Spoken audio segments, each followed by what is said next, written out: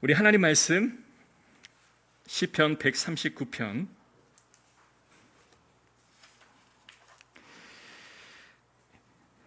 1절부터 7절 말씀을 보겠습니다. 자, 찾으셨으면 아멘 할까요? 아멘. 교독합니다. 여호와여, 주께서 나를 살펴보셨으므로 나를 아시나이다.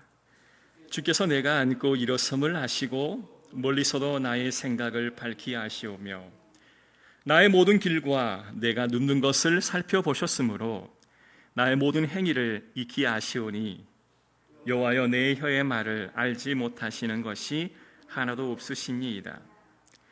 주께서 나의 앞뒤를 둘러싸시고 내게 안수하셨나이다. 이 지식이 내게 너무 기이하니 높아서 내가 능히 미치지 못하나이다. 함께 있습니다. 내가 주의 영을 떠나 어디로 가며 주의 앞에서 어디로 피하리이까. 아멘. 남녀가 결혼을 하면 이제 남자와 여자가 주도권 싸움을 할 때가 굉장히 많이 있습니다. 신혼 초에야 이 남성들이 힘도 세고 그리고 사회적인 어떠한 왕성한 활동을 하고 있기 때문에 남자가 이제 주도하려고 하는 그런 의지가 굉장히 강합니다.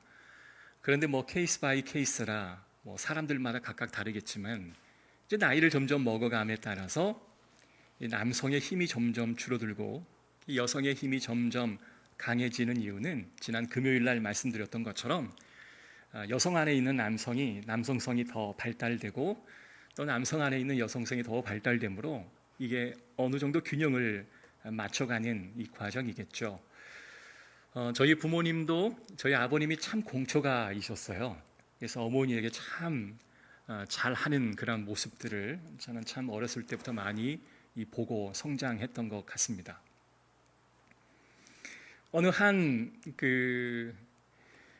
회사에 어떤 이벤트가 있었는데요. 앞에 이벤트를 인도하는 사회자가 이제 사람들을 앞에 놓고 빨간 깃발과 파란 깃발을 세워놨습니다. 이제 빨간 깃발에 이렇게 말합니다. 여러분이 스스로 자기가 공초가라고 생각하시는 분들은 이 붉은 깃발로 서시기 바랍니다. 그리고 자신이 공초가가 아니다라고 생각하면 이 파란 깃발에 서주시기 바랍니다. 결과가 어떻게 됐을까요? 70명을 상대로 이런 게임을 했었는데요. 69명이 붉은 깃발, 1명이 파란 깃발에 선 거예요. 이 파란 깃발에 선 한 사람이 다 모든 사람의 이목이 집중되잖아요. 이벤트 사회자가 가까이 다가가서 당신은 왜 이 파란 깃발에 서 있었습니까? 당신은 굉장히 파워가 좀 세신가 봅니다 라고 이렇게 질문했더니 그 대답하는 사람이 우리 부인이 사람 많은데 가지 말라고 해서 제가 여기에 섰다고 하는 거예요. 자, 그러면 모든 남성들이 공초가의 길을 걷고 있다라고 봐도 과언이 아닐 것입니다. 그게 아름다운 모습이죠. 그죠? 그런데 우리가 하나님과의 관계에서 어떤가 그 모습을 우리가 함께 살펴보았으면 좋겠습니다. 하나님이 주인공인가? 아니면 내가 주인공인가? 하나님이 주도권을 잡고 나를 이끌어 주고 계시는가? 아니면 내가 주도권을 잡고 이끌어 가고 있는가? 그 차이겠죠. 믿는 사람들은 결국 나의 모든 것을 하나님께 맡겨야 한다라고 하는 사실에 동의합니다. 그게 신앙이고 또 맡기는 것을 잘 하는 사람이 우리는 신앙이 좋고 믿음이 좋다라고 이야기를 하죠. 그래서 내가 다 주님께 맡겼어요. 이런 말을 우리는 늘 자주 하기도 하고 또 그러한 소리를 자꾸 듣기도 합니다. 자, 내가 주님께 모든 것을 맡겼어요. 이렇게 고백하면서 나는 정말 얼마나 하나님께 모든 것을 맡기고 있는가, 이걸 한번 고민을 해봐야 합니다. 이제 설교를 많이 듣는 성도들이라면 정말 귀에 익숙한 그런 예화인데요. 어느 한 남자가 혼자 산길을 걸어가고 있었습니다. 발을 헛디뎌 낭떠러지로 굴러 떨어졌죠. 그런데 반사적으로 절벽 틈에서 새어나온 그 뿌리를 한 손으로 딱 움켜 잡습니다. 이걸 놓으면 큰일 날 것 같아 젖먹던 힘을 동원해서 그 뿌리를 양손으로 꼭 붙잡고 기도합니다. 하나님 도와주십시오. 큰 소리로 기도하는 이 남자에게 소리가 들려옵니다. 네가 진정 나를 믿느냐? 예, 내가 믿겠습니다. 내가 주님 앞에 믿겠습니다. 그러면 네가 나에게 너의 모든 것을 맡기겠느냐? 예, 제가 주님께 모든 것을 맡기겠습니다. 또 다시 한번 질문합니다. 내가 너를 구해줄 거라고 믿느냐? 네, 구해줄 거라고 확실히 믿습니다. 그러면 무엇이든지 말하는 대로 하겠느냐? 예, 물론입니다. 그렇다면 두 손을 놔라. 그랬더니 갑자기 이 남성이 하는 말이, 여보세요, 그 위에 또 다른 사람 없으십니까? 라고 외쳤답니다. 익히 잘 아는 그런 예화이긴 하지만, 우리가 하나님께 다 맡겼다라고 말은 하지만 정말 나는 다 하나님께 맡기고 있는가? 이 질문을 우리 스스로에게 해보는 시간이 되었으면 좋겠습니다. 사실 이렇게 말씀을 드리는 이유는 우리가 하나님께 모든 것을 맡기지만 실질적으로 하나님께 맡기지 못하는 경우가 꽤 많습니다. 이것은 내 손으로 쥐고 놓을 수 없는 게 상상외로 많기 때문에 그렇습니다. 하나님, 제가 이 일을 하나님께 맡깁니다. 그러니까 제가 원하는 모습대로 바꾸어 주십시오. 이게 우리의 기도의 패턴일 수 있습니다. 어떤 사람이 이런 간증을 합니다. 나는 기도하기 전에 먼저 건물을 매입하고 동업할 사람을 결정하고 그 결정 위에 하나님이 축복해 주시기를 기도하였습니다. 그렇게 결정한 이후에 동업을 하고 또 후에 주님께 기도회 했을 때 아무런 응답을 받지 못했습니다. 이 남편이 이렇게 기도하는 그 아내의 모습을 바라보면서 한마디 조언을 하죠. 여보, 내가 하나님 앞에 기도해 보니까 당신이 하는 이 사업은, 당신이 하는 이 동업자는 하나님의 뜻이 아닌 것 같아요. 근데 이 여성이 말합니다.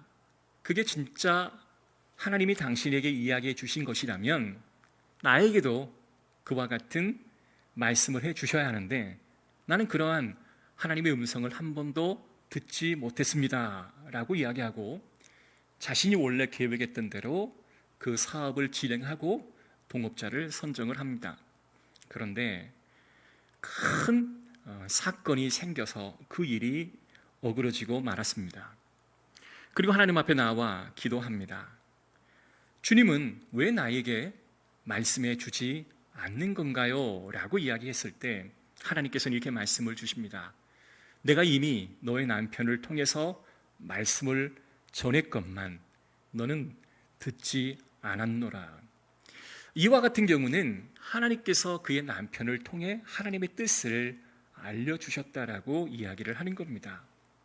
우리가 기도한다라고 했을 때 하나님의 말씀 앞에 나와 우리는 기도합니다. 그런데 정작 주님이 무슨 마음을 가지고 계시는 그 곳에는 우리가 등한시 여기고 하나님에게 대한 어떠한 것도 관심이 없을 때가 굉장히 많이 있죠. 우리가 사업을 주님께 맡깁니다 라고 말했지만 실질적으로 모든 결정은 내가 했고 이 결정을 주님께서 도와달라고 기도했지 이 모든 맡겼다라고 하는 그 부분에 있어서는 굉장히 많은 착각을 할 때가 많다라는 겁니다. 맡겼다라고 하면서 결국 내 의지대로 내 뜻대로 한다라는 것이죠. 우리가 예배당에 나와 사람 앞에 기도할 때는 하나님 모든 것을 다 주님께 맡기겠습니다 라고 기도하지만 실질적으로 이루어진 일을 보면 어떤 일의 절차와 과정을 보면 그저 내 뜻대로 가고 하나님 도와주십시오. 내가 이 길을 가려 하니 하나님 도와주십시오 라고 기도하는 경우가 많습니다. 이러한 백성들의 모습이 계속적으로 하나님의 눈에 보여지니 하나님이 이렇게 말씀하십니다. 이사야 31장 3절의 말씀 보면 애굽은 사람이요 신이 아니며 그들의 말은 육체요 영이 아니라 여호와께서 그의 손을 펴시면 돕는 자도 넘어지고 도움을 받는 자도 엎드려지며 다 함께 멸망하리라. 여기서 우리가 주목해야 될 말씀은 애굽은 사람이다라는 표현입니다. 오늘 나에게 맡겨야 하는데 말은 그렇게 하는데 사람 애굽을 의지하느냐, 이게 바로 하나님의 음성이죠. 구약의 남유다만 그러했던 것이 아니라 오늘날의 모든 성도들도 이와 같은 모습을 보이고 있다라는 것입니다. 우리는 하나님께 맡깁니다 라는 표현을 굉장히 자주 사용합니다. 본문에 맡겼다라고 하는 사람이 그러면 어떻게 살아갈까, 그 모습을 보면서 우리가 깊게 이 부분을 상고해 보기를 원합니다. 본문에서 맡겼다고 하는 이 사람이 어떠한 마음을 가지고 맡겼다라고 하는가, 성경이 이렇게 말합니다. 자신이 예상했던 어떠한 결과나 예상했던 어떠한 목적치가 달성이 되지 않더라도 하나님을 신뢰하겠습니다, 그렇게 말할 각오가 된 사람이 하나님께 모든 걸 맡기겠습니다 라고 말할 수 있다라는 것이죠. 8절에 있는 말씀을 볼까요? 내가 하늘에 올라갈지라도 거기 계시며 스월에 내 자리를 펼지라도 거기 계시나이다. 내가 새벽 날개를 치며 바다 끝에 가서 거주할지라도. 자, 이 표현에 하늘에 계신다라고 하는 표현은 긍정의 표현입니다. 그러나 여기에 보면 스월로 내 자리를 펼지라도, 이 스월은 지옥인 거죠. 이 말은 굉장히 힘듦을 표현하고 있는 말인데요, 이 음부, 지옥에 내가 처할지라도, 이 모든 상황이 지옥과 같고 음부에 떨어지는 그런 상황이랄지라도 내가 하나님을 분명히 살아계시고 하나님께 모든 것을 맡겼으니 그러한 일이 있을지라도 라는 것까지 본문이 우리에게 해석을 해주는 거예요. 9절에 있는 말씀 보십시오. 내가 해가 뜨는 저 동쪽이나 바다 저 끝편 서쪽에 있게 될지라도. 여러분, 동과 서는 끝과 끝입니다. 내가 저 끝에서 저 끝까지 가는 어려움이 있다 할지라도 내가 전혀 어디로 갈지 전혀 알 수 없는 상황이라고 하는 뜻이죠. 그리고 11절의 말씀 보십시오. 내가 혹시 말하기를 흑암이 반드시 나를 덮고 나를 두른 빛은 밤이 되리라 할지라도, 깜깜한 상황, 절망의 상황에 가게 될지라도 라는 말씀입니다. 하지만 그 자체에 연연하지 않겠다라는 신앙의 고백인 거죠. 내가 천국의 같은 삶을 사나, 내가 음부에서 고통스러운 삶을 살아갈 것 같은 삶이 살이나, 서나 남쪽 동쪽으로 어디로 내가 갈지 알 바를 알지 못하는 상황에 처할지라도, 깜깜한 상황, 절망의 순간에 처해 있다 할지라도 내가 연연하지 않겠다라고 하는 이 시편 기자의 고백인 겁니다. 두 사람이 과일을 고르고 있습니다. 한 사람은 믿는 신자고 한 사람은 불신자입니다. 신자가 그때 기도를 합니다. 이것을 보고 있던 불신자가, 야, 네가 기도한다고 해서 좋은 과일을 고를 수 있겠니? 그 말을 듣고 있는 이 사람이 내가 좋은 과일을 고르든 나쁜 과일을 고르든 그것은 별로 나에게 중요하지 않아. 왜냐하면 주님께 맡겼으니 주님이 주신 것에 내가 감사하며 먹을 뿐이지 혹여 나쁜 것을 주더라도 거기에는 주님이 이유가 있을 거야. 이렇게 고백하는 거예요. 결과에 또 일의 방향이 내가 원하는 대로 되지 않는다 할지라도 그것에 연연하지 않고 맡긴다 할 때 우리는 주님 앞에 모든 것을 맡기겠습니다 라는 표현을 쓸 수가 있는 것이죠. 여러분, 하나님이 모든 것을 알아서 해주신다라고 하는 판단에서 내리는 고백입니다. 17절 18절에 있는 말씀 보십시오. 하나님이여, 주의 생각이 내게 어찌 그리 보배로우신지요, 그 수가 어찌 그리 많은지요, 내가 세려고 할지라도 그 수가 모래보다 많도소이다. 하나님의 계획과 방법이 너무 다양하고 예측할 수 있는 그 수준을 훨씬 뛰어넘는 그런 수준이다라고 말하는 겁니다. 그래서 하나님이 모든 것을 알고 계시고 다 보고 계시기 때문에 지금 내가 이 상황에 연연하지 않겠습니다 라는 고백이에요. 여러분, 우리가 하나님을 기도 가운데 초청할 때는 하나님, 내가 이렇게 결정했으니 하나님 이것을 이루어 주십시오 라고 하면서 내가 맡겼습니다 라고 고백하는 게 결코 아닙니다. 내가 온전히 모든 것을 맡겼습니다 라고 하는 사람의 간증을 한번 들어보십시오. 미국에서 사역하는 어느 목사님의 사모님이 어느 날 갑자기 아이를 출산한 이후에 이 한쪽의 몸이 마비 증상이 오는 거예요. 병원에서 검사를 했는데 특별한 원인을 찾을 수가 없었습니다. 그 사이에 이 사모님은 자기가 죽어가고 있다라고 하는 사실을 직감적으로 알아요. 뭔가 몸이 이상하다. 뭔가 내 몸에 기능이 서서히 하나씩 지금 꺼져가고 있는 듯하다. 너무 두려워서 갑자기 공황장애가 찾아오기도 하였습니다.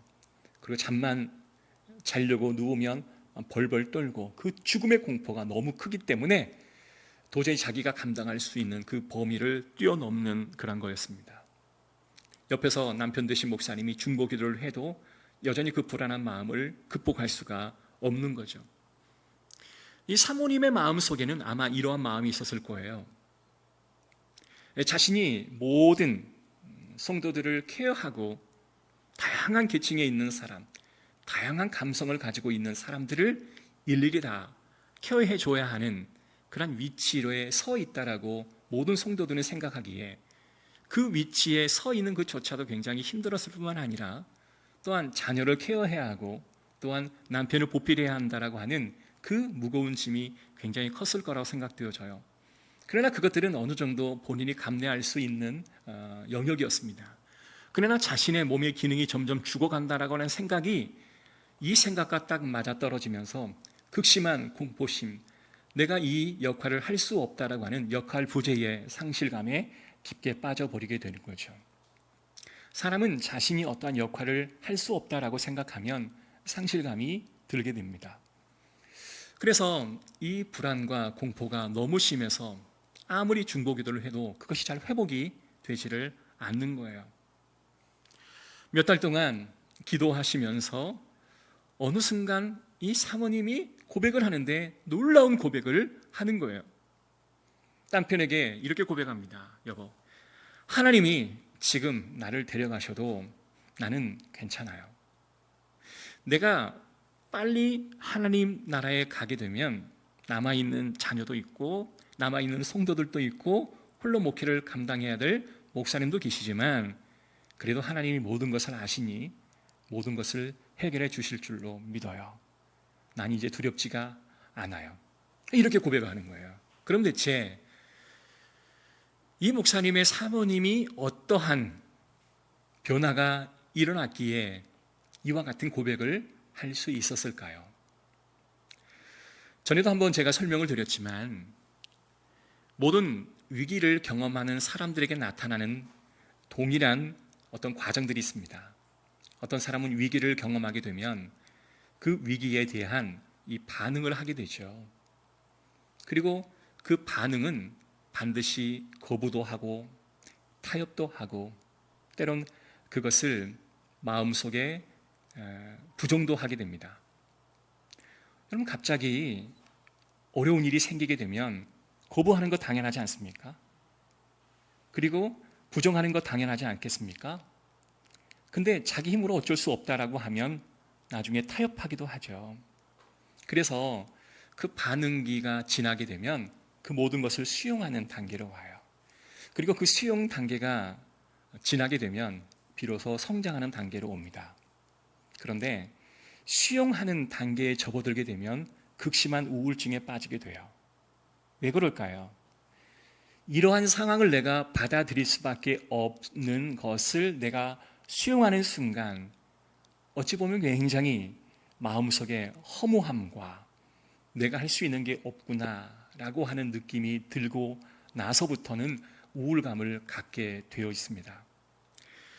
여러분, 질병과 싸우는 환자가 계속해서 자신의 어떠한 부딪힘과 대면하면서 싸우는 과정 속에서 항체라고 하는 게 생겨나듯이 모든 사람도 마찬가지예요. 이러한 과정 계속 반응하면서 거기서 끊임없이 아파하고 반항하고 거부하면서 타협하는 과정 속에서 내 안에 나도 모르게 항체가 하나씩 하나씩 생겨나는 거예요. 여러분, 화이자, 모더나 이러한 백신을 맞는 이유가 뭘까요? 이 백신을 극복할 수 있는 그 프로그램을 그 안에 몸속에 심어 놓는 거죠. 그래서 몸이 버티기가 어려운 겁니다. 그러나 그 과정을 잘 견뎌내면 몸이 어떤 바이러스에 대처할 수 있는 힘이 생기는 것처럼 어떤 위기의 순간은 우리의 내면을 굉장히 강화시켜주는 오히려 좋은 기회가 될 수 있다라고 생각을 하는 것입니다. 여러분, 잘 믿는다고 고백하는 성도들조차 어려움을 당하고 하나님께 온전히 맡겨야 하는 그 문제에 봉착하게 되면 많은 갈등을 느끼게 됩니다. 하나님께 맡긴다라고 하는 이 고백은 하나님이 이 사모님의 말처럼 죽음도 하나님께 맡기겠습니다. 하나님이 나를 선한 길로 인도하시겠죠. 이 결과에 대한 모든 통제를 하나님 앞에 맡겨드리는 거예요.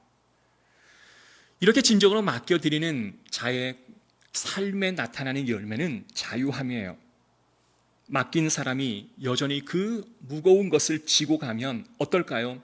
더 힘들겠죠. 맡겼다고 하는 기도하는 사람이 다 맡겼는데 상대적으로 내가 맡겼으니 이제 아무것도 하지 않을 거야, 이렇게 되어지는 모습이 과연 옳을까요? 하나님께 맡겼다라고 하는 사람은 우리는 내면으로 엄청난 많은 도전과 엄청난 많은 싸움이 그때부터 시작됨을 우리는 고백해야 합니다. 우리가 석사 과정을 받고 그 석사 과정을 통과하기 위해서는 논문이라고 하는 걸 씁니다. 논문을 쓰면 이제 담당 교수가 이건 이렇게 쓰고 저건 저렇게 쓰셔야 됩니다 라고 안내 가이드 역할을 해주죠. 석사 과정의 논문은 그다지 아주 힘들지는 않다고 생각합니다. 학사도 힘들지만 그보단 더 힘들겠지만, 그래 석사는 어느 정도 자기가 스스로 공부할 수 있는 방법을 터득했는지 아닌지를 확인하는 작업이기 때문에 스스로 얼마든지 그 논문 하나를 만들어낼 수 있는 그런 능력과 자격이 함양되었다면 석사 학위를 주는 거죠. 거기까지 보는 거예요, 사실은. 그러나 박사 학위는 전혀 다릅니다. 본인 스스로가 이 학문을 스스로 연구하는 능력이 갖추어져 있지만 그 능력을 갖추어 있다는 것으로만 만족할 수 있는 게 아니죠. 자신이 전공하는 그 분야에 그 독특한 어느 연구적의 확실한 성과를 보여줘야만 하는 것이 바로 박사학위입니다. 그러니까 많은 사람들이 이 박사학위를 취득하려 하다가 포기들을 많이 해요. 그러면 학생들이 그 박사학위를 이제 취득하려다가 너무 하다가 안 되는 거예요. 몇 번 좌절을 경험하고, 그리고 나서 이렇게 말합니다. 목사님, 나 이제 모든 건 하나님께 맡길래요. 자, 그러면 그 상황 속에서 내가 하나님께 모든 걸 맡기겠습니다 라고 하는 그 말씀의 표현이 진짜 하나님께 맡기는 표현일까요? 전혀 그렇게 들리지 않아요. 내가 이 모든 것을 포기하고 내려놓겠다라고 하는 이 표현의 방식이지 진정 하나님께 맡겼다라고 말할 수 있는 게 아닙니다. 일이 막히고 길이 막힐 때 내 힘으로 안 돼, 그리고 놔버리는 사람이 그러면서 나는 맡겼으니까 난 더 이상 아무것도 하지 않을 거야 라고 나온다면 그것은 온전히 하나님께 맡긴 자의 태도가 아니라는 겁니다. 하나님께 맡겼다라고 고백하는 사람은 무기력함 속에서 그냥 포기하고 낙담하며 아무것도 하지 않는 것이 아니라는 거죠. 내가 포기하고 하나님께 맡겼다고 근사하게 말은 하지만 진정으로 하나님께 맡겼다라고 고백하는 사람들이 그 내적으로 일어나야 할 것은 뭐냐면 끊임없이 내적으로 싸우고 투쟁하고 그리고 그것을 해결하기 위해서 노력하는 자기 개발의 모습이 그 안에서 일어나야 하는 것입니다. 하나님께 맡겼으니 하나님 알아서 하십시오. 그러나 동시에 내적인 싸움이 시작되어지는 거예요. 하나님과 어떤 대상과의 싸움이 아니라 내 내면과의 싸움이 시작되어지는 거예요.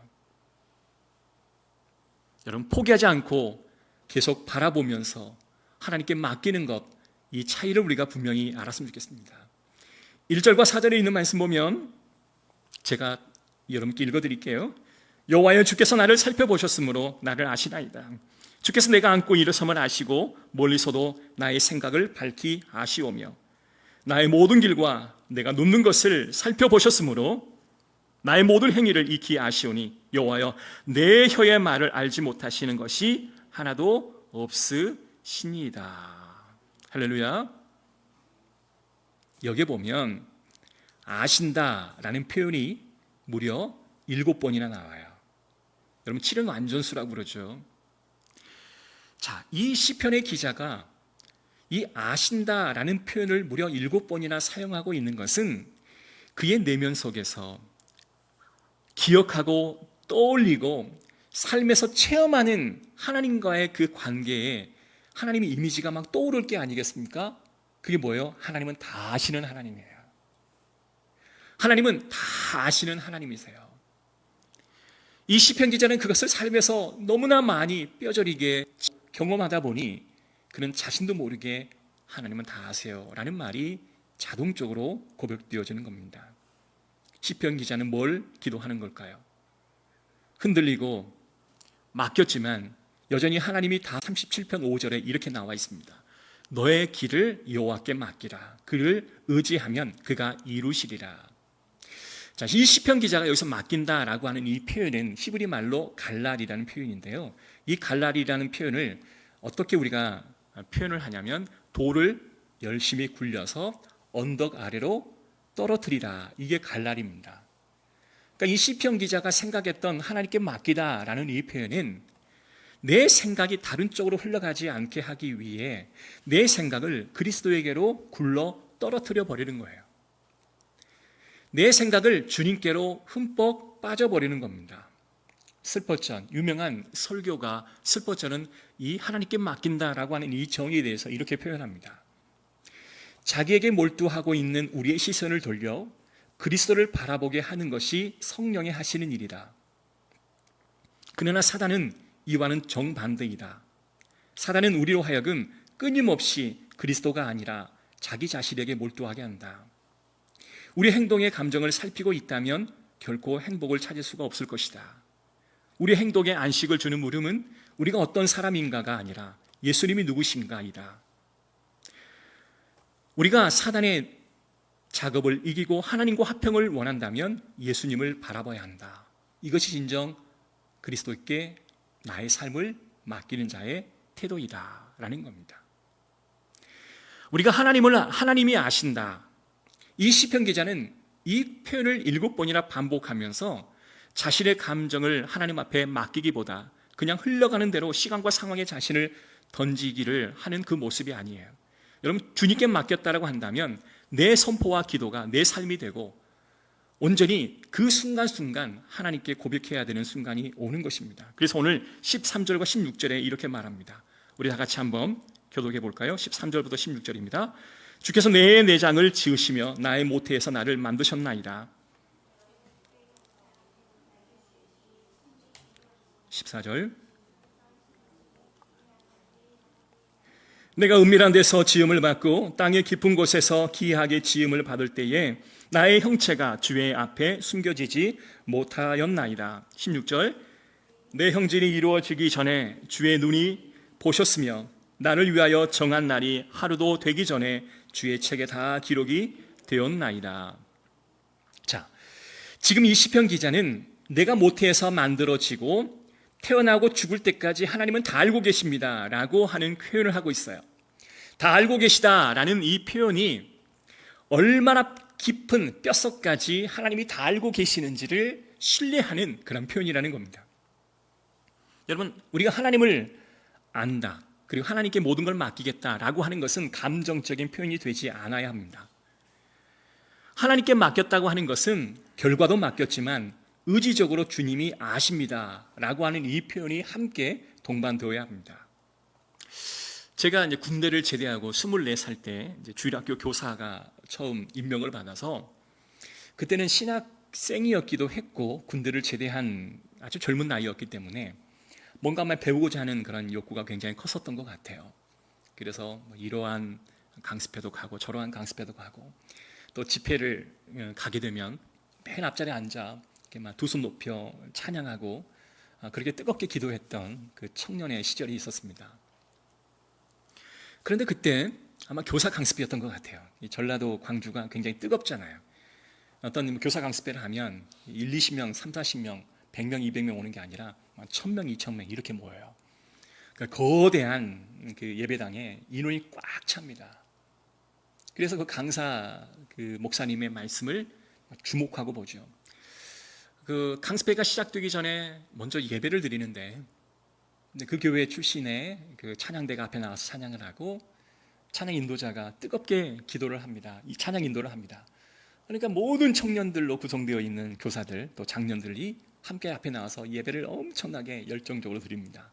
손을 높이 들고 막 눈물로 기도를 하죠. 그런데 목사님이 딱 올라오는 그 순간 갑자기 그 분위기를 싸하게 만드는 멘트 하나를 날립니다. 여러분, 지난 일주일 동안 성경 말씀을 5일 이상 읽은 사람 손들어 보십시오 라는 말을 하는 거예요. 이 잔뜩 고조되어 있는 그 성령의 역사하심이라고 믿었던 그 순간에 갑자기 한 바가지에 그냥 찬물을 딱 끼얹는 듯한 느낌이 들었던 거예요. 사람들이 쭈뼛쭈뼛 인상만 서로 눈치만 살피다가 한 5명 정도가 손을 들드리는 거예요.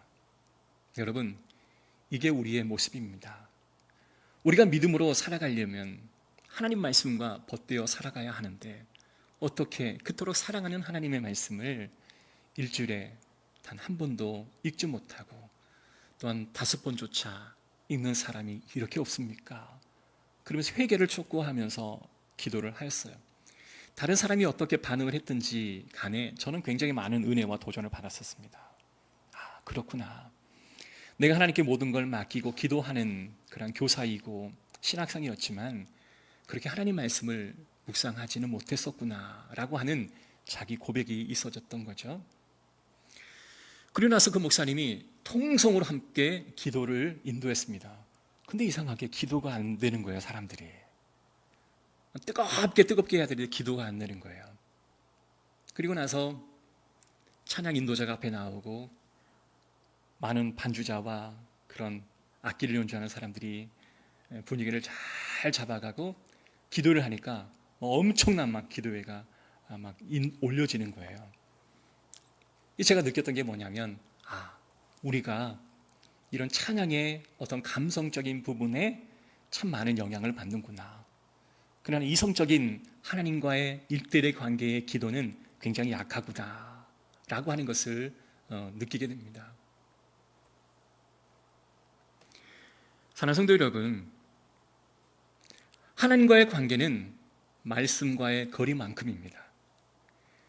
주님의 섭리와 주님의 삶을 우리의 삶과 고백하고 매 순간순간 하나님 말씀을 받아들이고 그것에 대해서 반응하는 그러한 과정은 철저히 이성적인 작업이 선행되어야 합니다. 왜 청년들이, 왜 장년들이 기도하라 할 때 그 기도가 잘 나오지 않는 걸까요? 왜 감정적인 분위기가 막 고조되면 소리 높여 눈물로 기도하지만 돌아가면 그냥 기분이 싸한 채로 돌아가는 걸까요? 예배라는 것은 감정으로 치닫고 하나님 내가 사랑합니다, 하나님 맡겼습니다 라고 고백했기 때문에 해결되는 것은 결코 아니라는 거예요.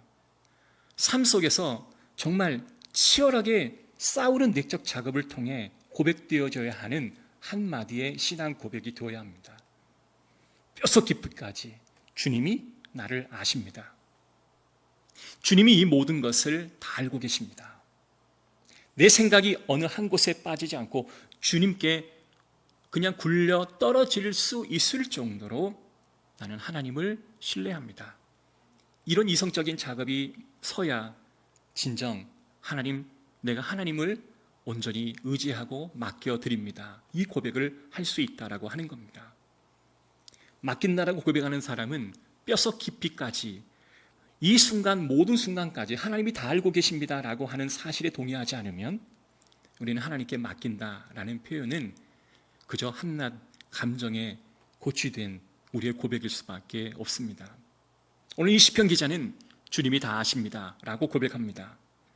이 다 아십니다, 이 고백은 바로 저와 여러분의 고백이 되어야 할 것입니다. 자, 그런데 오늘 1절에 있는 말씀 보십시오. 여호와가 주께서 2절의 말씀 보시면 주께서 아시고, 주께서 3절의 말씀 보면, 4절의 말씀 보면 여호와여, 5절의 말씀 보면 주께서, 그리 나오죠? 그러면 주어가 철저히 하나님이고 주님이에요. 이 시편 기자는 지금 하나님 그리고 주님을 집중하고 있습니다. 말을 잘하는 사람은 주어와 목조와 서술어를 잘 병합해서 이야기를 해요. 근데 여러분의 말을 우리가 왜 못 알아듣냐면 주어가 빠지고 서술어와 그것에 따른 목적어만 있어요. 주어가 뭔지를 몰라요. 글을 쓸 때도 주어를 쓰지를 않아요. 그러면 상대방이 여러분 이야기를 잘 들을 수가 없어요. 그럼 주어는 우리의 대화에서 굉장히 중요한 문구입니다. 자, 그런데 이 시편 기자가 그 주어를 7절에 어떻게 쓰고 있냐면 보십시오. 내가 주의 영을, 8절에 내가 하늘에, 9절에 내가 새벽 날개를, 11절에 내가 혹시 말하기를. 이 시편 기자의 그 대화의 이 플롯 진행을 살펴보면 첫 번째는 하나님, 주님이 나와 있고 그 다음에 그에 반응하는 나의 모습이 집중되어 있습니다. 하나님과 나라는 대화의 고백이 이 시편 내용의 주를 이루고 있다라고 하는 거예요. 여러분, 우리가 치우친다라고 하는 것은 나만 생각하는 것을 우리가 치우쳤다라고 이야기해요. 하나님과 나의 관계, 타인과 나의 관계를 함께 병합하여 사용하고 또한 생각하는 것을 우리는 양극적인 표현이라고 하는데 이게 건강한 사람들에게서 나타나는 표현이에요. 내가 주님을 늘 생각하고 주님은 나의 모든 것을 아시고 나는 그러한 주님에게 모든 것을 맡길 의지가 있고 주님 생각에 나의 생각을 오롯이 던져버릴 마음이 준비가 되어 있습니다. 그러나 맡겼다고 한다면 내 안에 치열한 내적인 싸움을 싸우겠습니다 라고 하는 각오까지 되어질 때 우리는 하나님께 모든 걸 맡겼습니다 라고 말할 수가 있는 거예요. 왜 그럴까요? 하나님은 깊음이나 높음이나 내가 어두운 곳에 가든지 밝은 곳에 가든지 동편 끝에 가든지 서편 끝에 가든지 내가 스월에 가든지 내가 천국에 가든지 나를 알고 계신 하나님이 나를 끊지 않으시고 나를 인도해 주신다라고 하는 이 신뢰가 정확히 서 있을 때 이 고백이 되어질 수 있는 거죠. 하나님을 이용하려고 하는 사람은 하나님께 맡기겠습니다라고 하는 이 의미의 고백을 할 수가 없는 것입니다. 인터넷에 이런 글이 올라왔더라고요. 한글을 처음 배운 할머니가 남편을 사별하고 나서 남편에게 편지를 쓰고 싶어서 쓴 편지예요. 한번 들어보십시오. 먼저 가신 영감님에게 쓴 첫 번째 편지. 당신이 가신 지도 한 달이 지났습니다. 당신을 끝까지 모시지 못한 것이 미안합니다. 21살에 만나 53년을 함께 했는데 먼저 보내고 나니 허전합니다. 혼자 사는 게 이렇게 외로울 줄을 몰랐습니다. 내가 항상 내가 먼저 간다고 생각했는데 당신이 가는 것을 믿을 수가 없어요.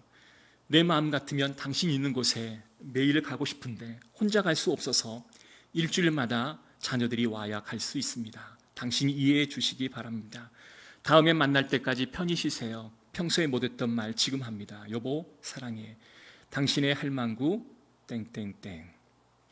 이 할머니가 한글을 인터넷을 통해서 띄엄띄엄 배우고 그 할아버지에게 편지 쓰기 위해서 이 한글을 다시 공부하게 된 거죠. 여러분 이 언어를 보십시오. 당신과 나가 이 편지 안에 잘 배치가 되어 있어요. 매 순간 당신을 기억하며 보낸 할망구 사랑의 편지, 나를 다 알고 계신 하나님 그리고 나.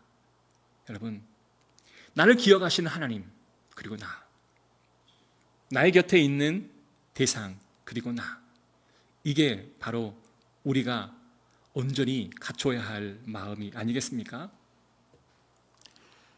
사랑하는 성도 여러분, 내가 포기하고 싶고 내가 원하는 것을 달라 하는 것이 온전히 맡기는 게 아님을 우리는 알아야 합니다. 우리의 삶 속에서 어려운 일이 부딪힐 것입니다. 주님의 도움이 당연히 필요하죠. 하나님 앞에 나가서 기도하는 것, 맡겨놓은 것처럼 우리는 요구해서는 안 됩니다. 우리의 기도가 변해야 하죠. 오늘 시편 139편 이 기자처럼 아시지요? 나의 태어남과 죽는 날까지 하나님은 다 알고 계십니다. 제가 사랑하는 주님, 이 문제의 모든 결과까지도 내가 주님께 맡기겠습니다. 그 기도가 우리의 삶에 뿌리 박힌 기도의 제목이 되기를 간절히 소원합니다. 하나님은 우리를 아시기에 우리의 모든 것을 책임져 주실 겁니다. 내 내적인 싸움을 싸우기를 여러분 포기하지 마시고, 그것을 다 내려놓지 마시고 끊임없이 내적인 작업이 이루어질 때 하나님은 나를 책임져 주실 거고, 우리는 하나님을 맡길 수 있는 것이고, 맡기면서 하나님의 평안을 얻게 될 줄로 믿습니다. 한 주 동안 살아가시면서 주님은 다 아십니다. 주님은 나를 사랑하십니다. 나는 주님께 모든 것을 맡기겠습니다. 그 결과까지도 주님께 모든 것을 맡기겠습니다. 그리고 받아들이겠습니다. 그리고 그 상황 속에 나는 맡기지만 내적인 치열한 나와의 싸움을 하겠습니다. 이렇게 고백하기를 간절히 소원합니다. 기도하겠습니다. 하나님, 감사합니다. 하나님을 맡기며 사는 인생이 행복한 인생임을 알게 되었습니다. 그러나 의식적으로, 무의식적으로 맡긴다라고 하는 이 표현을 우리는 자주 사용했지만, 이 맡긴다 표현 안에 담겨진 이 시편 기자의 고백을 통해 나도 이제 주님 앞에 고백합니다. 하나님, 결과의 관계가, 결과의 모든 것이 어떠든지 간에 주님의 뜻에 따르겠습니다라고 하는 고백이 되게 하옵소서. 자기 포기가 맡깁니다 라는 것으로 대응되지 않게 하여 주시고, 주님께 모든 것을 맡겨드리는 우리 성도들이 되게 하옵소서. 하나님과 나, 또한 대상자와 나, 너와 나의 관계가 나의 삶 가운데 늘 자리 잡게 하여 주시고, 그것을 통해 모두가 성장하는 주의 백성이 되게 하옵소서. 주 예수 그리스도의 이름으로 기도합니다. 아멘. 우리 찬양하겠습니다.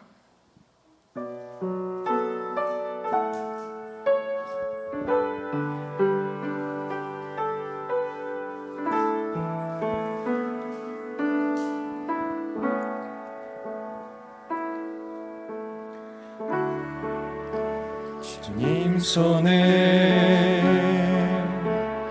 맡겨드리니 나의 삶 주님께, 주님 손이 나의 삶 붙드네. 나 주의 것 영원히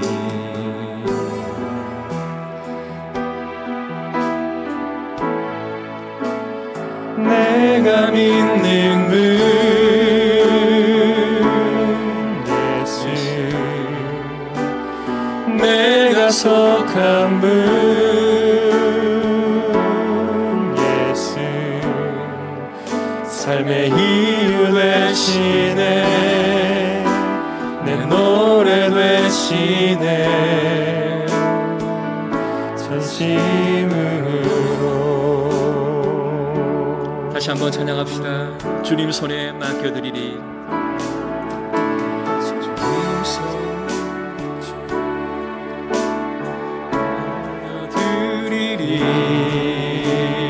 나의 삶 주님께, 주님 손이 나의 삶 붙드네. 나 주의 것 영원히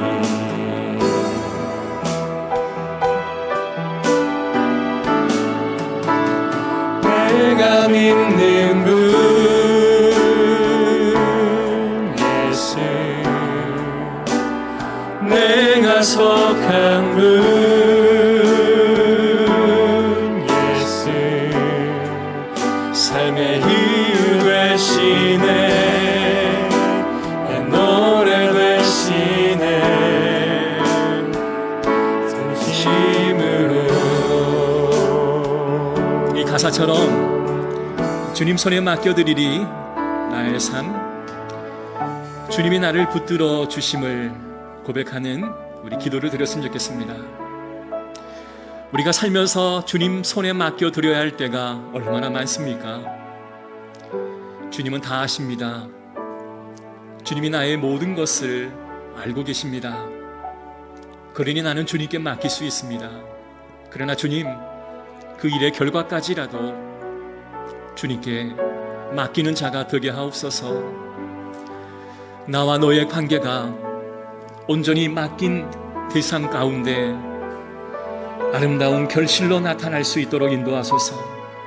하나님과 나와의 관계가 나의 삶 가운데 공평하게 고백되어지게 하여 주옵소서.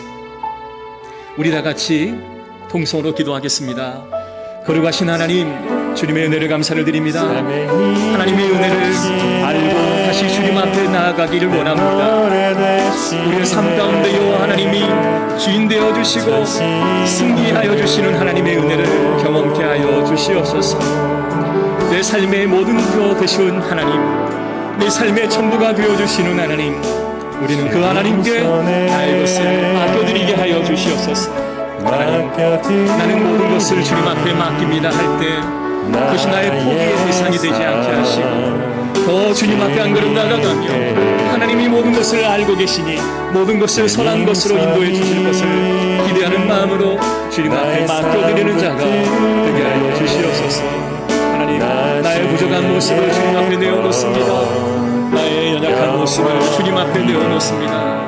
하나님, 간절히 주님의 은혜를 기억하게 하시고 우리 모든 성도들의 삶 가운데서 이 하나님의 은혜를 하나님여 간직하고 소망할 수 있도록 주여 도우시고 인도하여 주시옵소서. 하나님 함께하옵소서. 하나님 주시옵소서. 이 모든 말씀 예수 그리스도의 이름으로 기도합니다. 아멘. 우리 다 같이 자리에 일어나셔서 우리 찬양하겠습니다. 한 주도 주님 안에서 승리하십시오.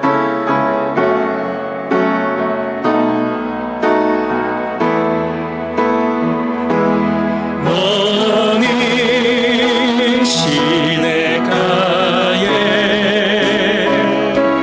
심은 나무라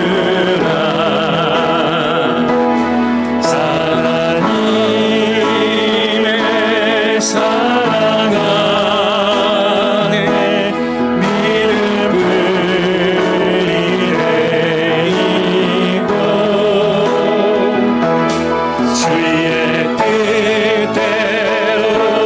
주의 뜻대로 항상 사세요. 지금은 우리 주 예수 그리스도의 은혜와 하나님의 크신 사랑과 성령님의 감화교통 인도하심의 은혜가 모든 것을 주께 맡긴다 진심으로 고백하기를 원하는 우리 모든 성도들 머리 위에 지금으로부터 영원토록 함께 있을지어다. 아멘.